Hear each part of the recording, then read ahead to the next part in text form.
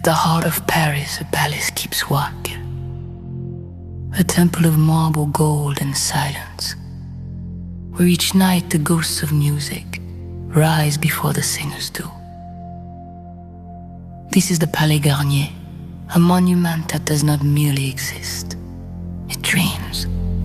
In 1861, a young and unknown architect, Charles Garnier, won a competition that would change his life and carve one of the most beautiful theaters in the world.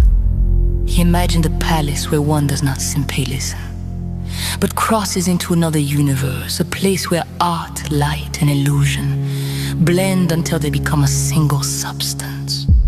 Beneath the opera, a secret sleeps in the shadows, an underground lake born from the capricious waters of Paris, a black mirror where the palace's secrets shimmer.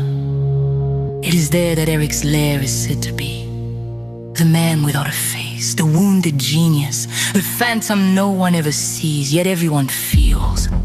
They say he knew every corridor, every trapdoor, every mechanism, as if the opera were his own body. Some stagehands still swear they heard a breath behind them, or an organ note echoing when no one was playing. Eric is not a legend. He is the scar of this place. Garnier had to tame the waters, and that dark reservoir became a legend. A black mirror reflecting all the stories one dares not tell. At the entrance of the opera, before the gold, before the mirrors, a woman of stone waits, the Pythia. The dancers know her well. They pass before her every day as one passes before an oracle. To them, the Pythia is not a statue. She is a ritual, a silent witness to their fears, their hopes, their sacrifices. It is said that young ballerinas, during their first rehearsals, cast her a furtive glance as if asking for protection. And the older ones, those who have endured injuries, auditions, nights of doubt, offer her a discreet greeting, a barely visible gesture, as one salutes an ancient priestess. For the Pythia holds a book, a closed book, a book no one can read.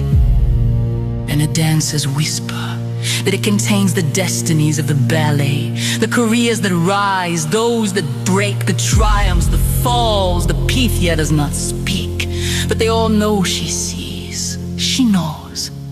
She keeps the memory of every step ever taken in this palace. To the dancers, she's the first guardian of the temple, the first to judge, the first to bless, or to warn. In the grand staircase there's a step, spoken of only in hushed voices. The 13th, a step said to bring misfortune. They say that those who stumble here never fall by accident, as if the palace itself chose to remind them that beauty has a price. Some evenings, the dancers avoid this step, scourging it with a discreet movement, as if afraid to awaken something sleeping in the stone. The ballet of the Paris Opera is one of the oldest in the world. A lineage of gestures passed down from generations like a sacred language. Every arabesque, every port de bras, every flight is an inheritance of vow. But behind the grace lies pain, point shoes that wound, muscles that burned, bodies that sometimes break, so that the stage may remain perfect. The dancers know it well. Beauty is never free, and when the curtain rises, everything disappears. Fatigue, doubts, injuries. Only the light remains, the breath of the audience, and that unique sensation of being suspended between earth and sky. In those moments, Garnier becomes a sanctuary, a dancer's priestesses and Dale, the prayer in motion. The Palais Garnier is a masterpiece, but it is also a place with a memory made of glory, of music, and of tragedy. The 13th step still waits. The chandelier keeps watch, hanging between sky and fall, and in the depths, Eric still listens, for here, Nothing ever truly disappears. One day, everything returns, so thank you. Thank you to those who dreamed here, to those who trembled, to those who love this place as one loves a living being. The Palais Garnier closes its doors, but never its story, never its memory, never its breath.